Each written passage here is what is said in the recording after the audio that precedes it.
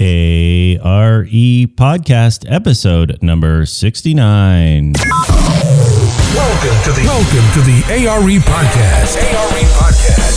Where it's all about encouraging and inspiring you today so you can fulfill your dream of becoming a licensed architect tomorrow. And now your host, David Doucette. Hello, everybody, and welcome back to another episode of the ARE Podcast, joined once again by my co-host, Eric Corey Freed. Eric, how are you? I'm great. Hi, everybody. And with the holidays coming up, this came up in our coaching last night. We have a great topic today, and it is called Be Careful Who You Tell. And Eric, what exactly do we mean by that? Often we're so excited about the test and the fact that we're making progress towards our goals that we start to tell everybody, which seems like a good idea at first. But in telling everybody, you've now set an expectation that they assume, because they think the best of you and their friends and family, that you're just going to pass. And so what happens is a couple months goes by and they go, so are you done with your license yet? And then you are suddenly now back on your heels saying, well, there's 6 tests and it's complicated and the retake is 60 days and they're really hard and not everybody passes. And, and you start to go into that mode, which sounds innocent enough, but then it starts to really hammer away at your confidence. So now the next test you go into, you're not just going in as yourself taking the test, you're going in carrying like this burden of all the expectations of everyone that you've told. And oftentimes that can make a stressful situation even worse. And it comes up with, Thanksgiving right around the corner.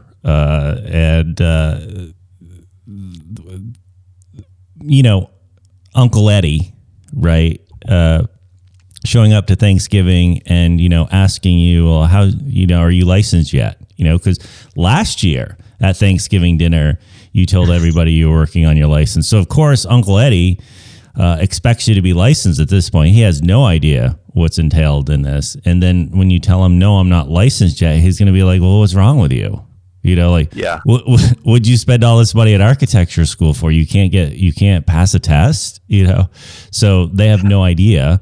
And I think sometimes when we don't have a script sort of ahead of time, most of us are honest and will fumble.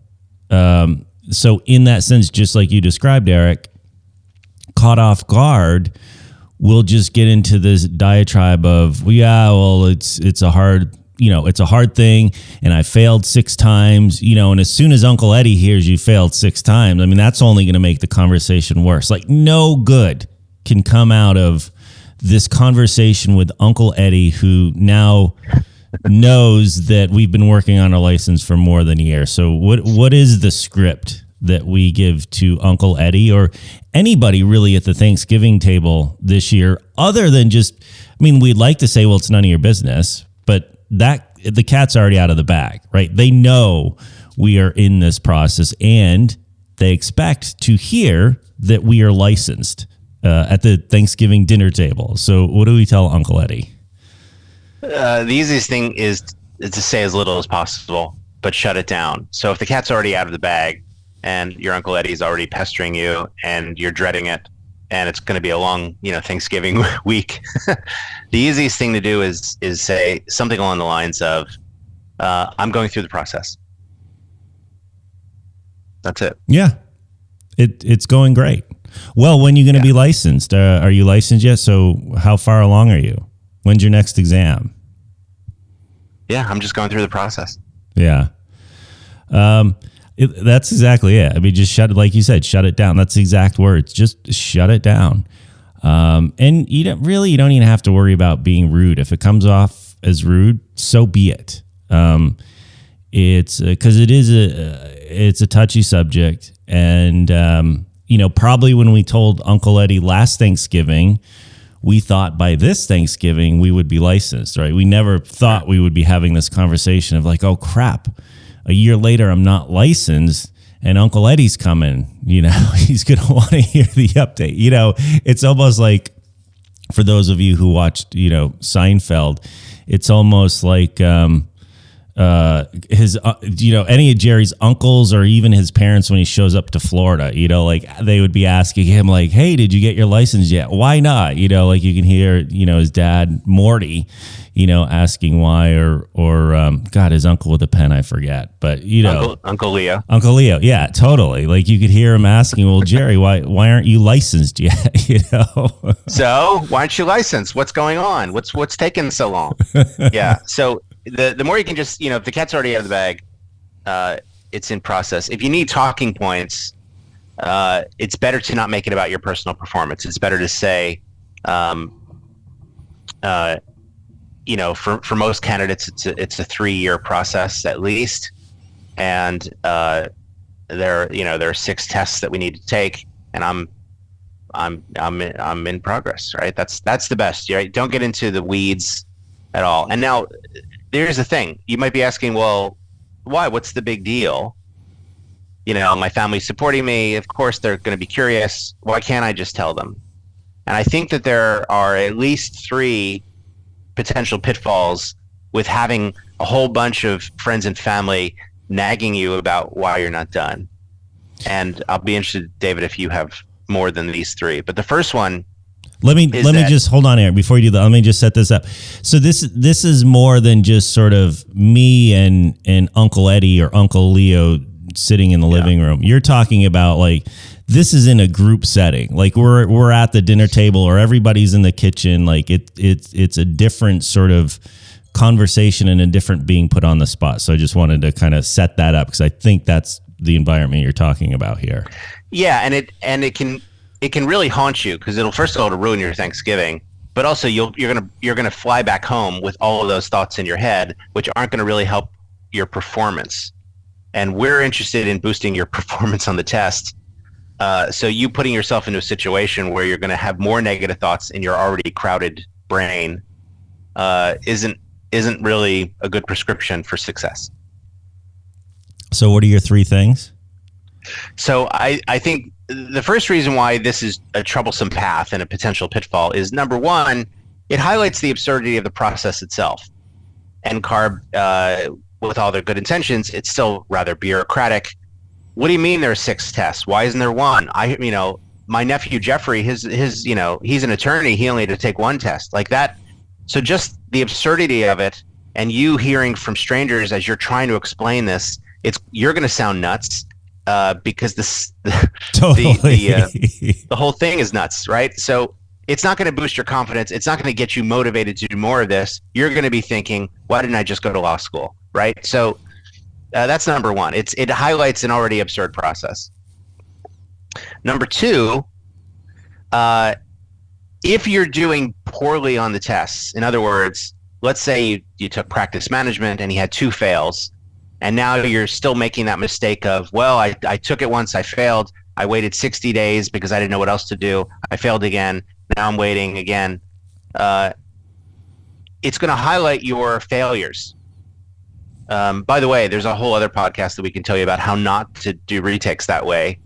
If you fail, just move on to the next test, but that's another podcast. But it highlights your failures.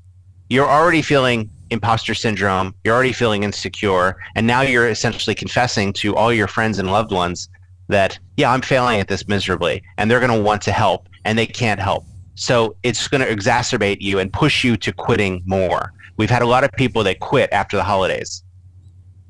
Comes as no surprise, right? They just went through the ringer, seeing all their friends and family going back home. And they're like, what do I want this for? I just want to ignore it. And they put it on a shelf. And then it sits there for 3 years. So that's number 2. Number 3 is, even if you're doing well, you took practice management, passed the first try. You took project management, passed that on the first try. You took CE, passed that on the first try. Now you're at the big 3 at the end, PA, PPD, and PDD. You're already dreading it. You're not taking it. You're in the middle of the process. You're doing well. So you think, oh, I've got something to brag about. 3 down, 3 to go. Pass them on the first try. Well, now you've set this expectation for yourself that you must pass the other 3 on the first try, which again is adding more pressure to an already pressure-filled situation. So now you're going to return home from the holidays you're going to go in and take PA and you're like, I have to pass this on the first try. They're expecting me to pass this on the first try. And now you're completely disconnected from the reality of the test. The reality of the test is pass them when you can. NCARB's not expecting you to pass on the first try. That's why they have such a liberal retake policy. But you put this self-imposed deadline on yourself that I must pass all 6 on the first try. And by bragging about it to friends and family, that it's just going to make that worse and add more pressure. And this is another reason why people quit. I didn't pass on the first try. I did not meet my own expectations. Clearly, I'm a failure at everything in life. I'm going to put this on a shelf, and then 3 years are going to go by again. And we see this multiple times a day, right? With the chats and the emails and the messages and the one-on-one calls that we do. Don't fall into this trap. And I would say number 4 is nothing good will come of it. Any architecture ARE discussion, if you're not already licensed, there's no good that's going to come from that conversation. Because I think, to your point, Eric, you could be on a high, like, man, I just passed 3 in a row, and I want to tell Uncle Eddie. Well, Uncle Eddie's not worried about the 3 I passed. He's going to be like, well, what about the 3 you didn't pass? Like, why aren't you licensed yet? So there's just nothing good that's going to come about it. I mean, it's like religion and politics at this point, because they don't understand what they go through. They only hear like, well, you're not licensed yet. You must be an idiot. Like, you wasted money on architecture school. Like, that's all they hear. So even if you're on a high and you're on a streak, there's no reason to even share that because they just don't understand the process. And I think, like you said, Eric, anybody who tried to explain that process would sound like a nutbag, just because of the way the process is laid out. Even if you could eloquently explain it, people would be like, what? So I do think, though, your response should sort of be upbeat. So kind of expect it. Like, don't be like, and we've talked about this in different ways, like, calculations on the exam. Don't be like, oh, I hope I don't get calculations. Just expect it. Much like this, expect they're going to ask you. So don't try and avoid it or avoid Uncle Eddie because you don't want to be asked about it, because that's uncomfortable. Just be prepared for it. Uncle Eddie. He's going to say, oh, David, hey, how's the test going? Uncle Eddie, it's going great. Having a great year. And that's it. Are you licensed yet? No, not yet, but soon. And that's it. And you don't need to get in any more than that. Well, why aren't you licensed yet? It's just I'm working on it. And just go get more turkey or something. Just walk away from Uncle Eddie. But do you see also how this flips the mindset, right? Same person and 2 potential paths in front of them. Path number 1 is, I'm going to highlight my failures to my family. I'm going to confess that I'm doing badly and I'm struggling. They're going to want to help and I can't. And it's a downward spiral. The other path for the same person is, I'm going through the process. I'm proud of where I am.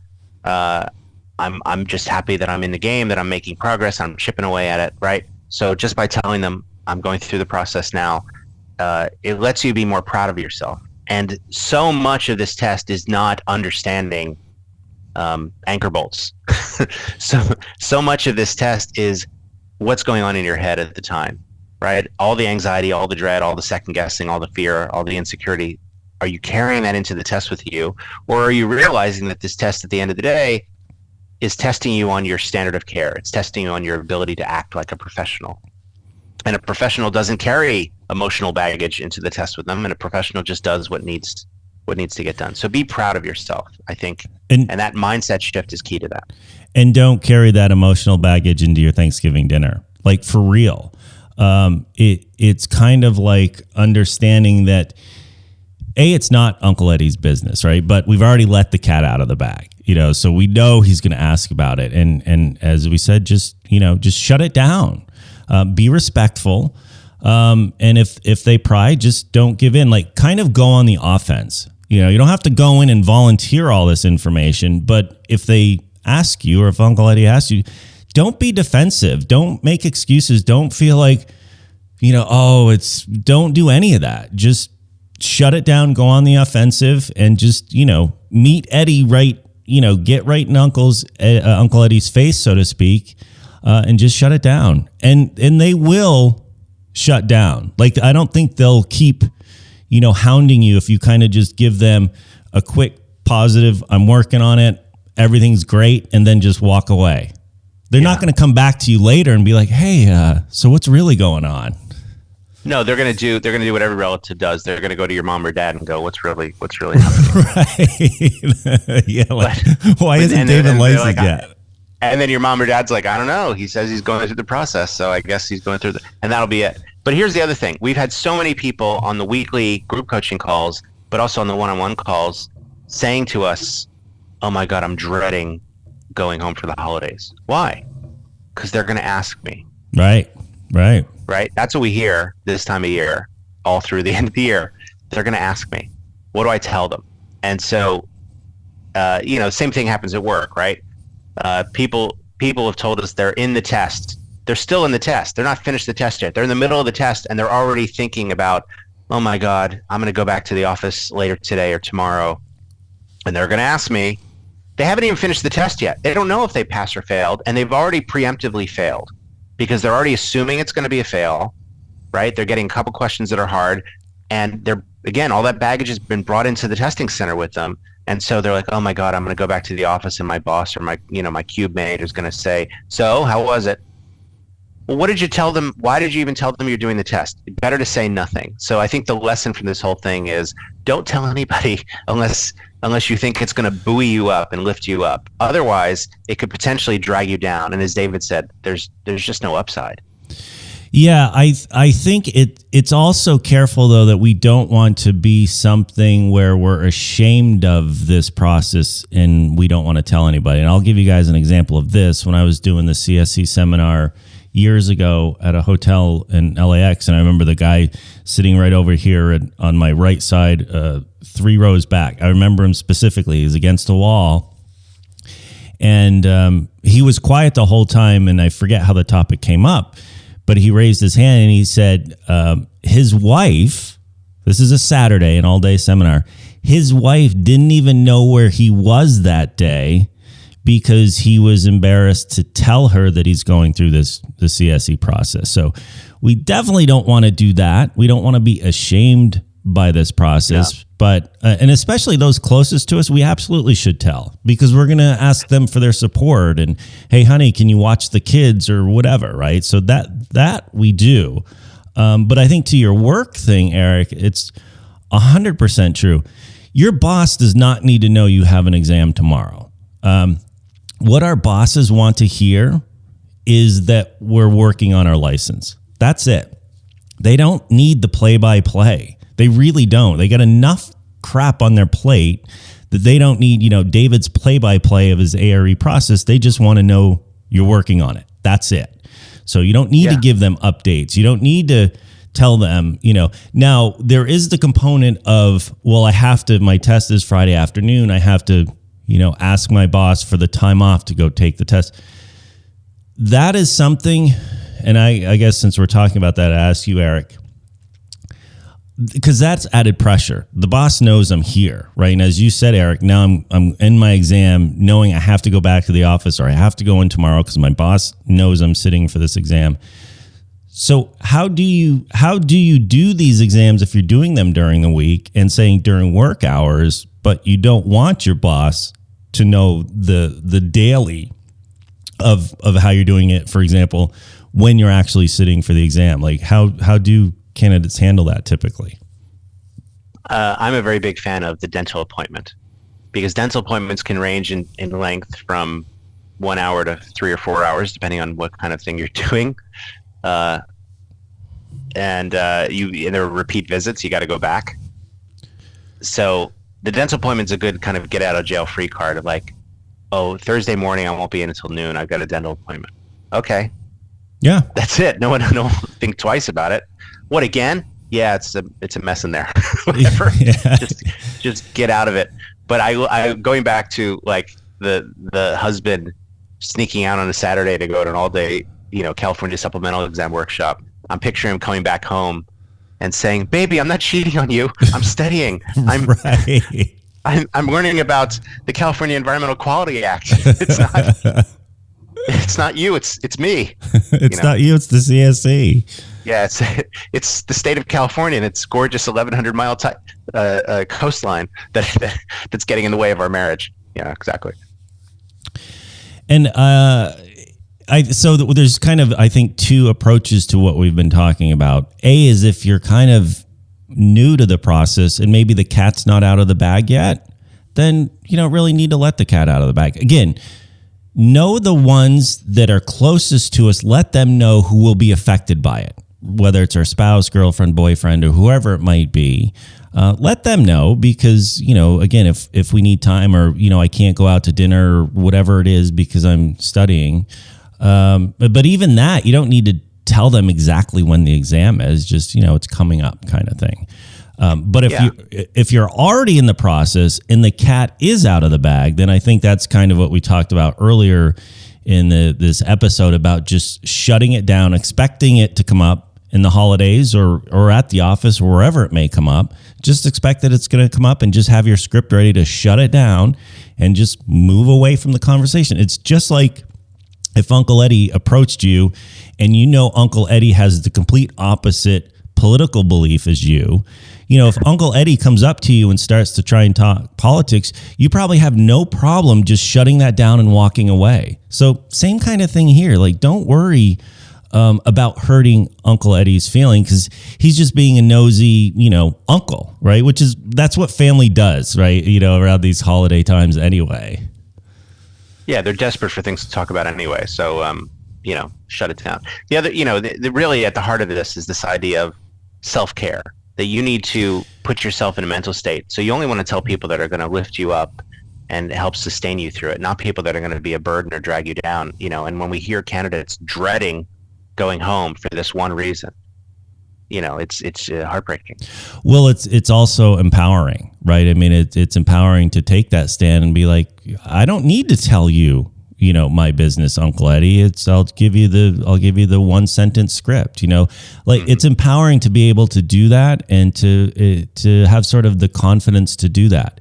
But if we have that confidence here, the way we've been talking about, that probably shows up in other ways in how we deal with things, right? It's self-esteem, it's confidence, all that kind of stuff is together. So if maybe you're feeling a little down or not quite there with the self-esteem or whatever it is, I mean, here's an opportunity to start that climb back up and, claim some of that power back, and certainly not give it to Uncle Eddie or anyone else at the table at the matter. And if you're going to your parents' house, you could even preface it ahead of time to them. Be like, look, Mom and Dad, just so you know, everything is going great, but I don't really want to talk about it in the dinner table in front of everybody, because I think, to your point earlier, Eric, when this is sort of more of a group conversation, absolutely no good comes at that, because then 8 people are looking at us or 12 people are looking at us like, wait, you're not licensed yet? So... yeah, and if you have to, you can always throw a grenade in the room and say, hey, why don't we ask my sister about why she's not married to her boyfriend yet? Why aren't they engaged yet? Totally. And just hurl that across the table, and everybody will suddenly be picking on your sister instead. It'll be great. Yeah, have a couple of plays in your back pocket, to get out of it. All right, I think that's about everything I have here. Do you have anything else you want to add to this one? Well, have a good set of holidays. Happy Thanksgiving. That kicks it off, and happy rest of the holidays throughout the rest of the year. And make a plan to finish your tests already. The holidays are a great time to study because things kind of quiet down at the office. So use December to study and hit the ground running in January with taking your first test if you haven't started yet. Well, so much for making this episode evergreen. People are going to be looking at January and be like, why are they talking about Thanksgiving? But you can cut that out. No, I'll keep it, because I think all of this stuff is applicable for any time of the year, right? Any kind of wedding gatherings or I think really the office stuff. Like if we're talking about this content being evergreen, it's really the office stuff, right? And who we tell at the office. And again, the boss not needing to know the play-by-play. And, sometimes some of us are oversharers. So just dial it back in. We don't need to overshare about this ARE process. And at no point should we be ashamed about this process, or ashamed that, we failed 6 times, or ashamed that we're still in it 8 years later, whatever it is, just get rid of all of that and just keep moving forward. So with all that said, on behalf of Eric Corey Fried, my name is David Doucette, and we will see you guys on the next episode. Thanks for listening to the ARE Podcast. Be sure to visit architectexamprep.com and check out our other podcast episodes, video tips, and the ARE blog. Remember to plan, practice, and pass.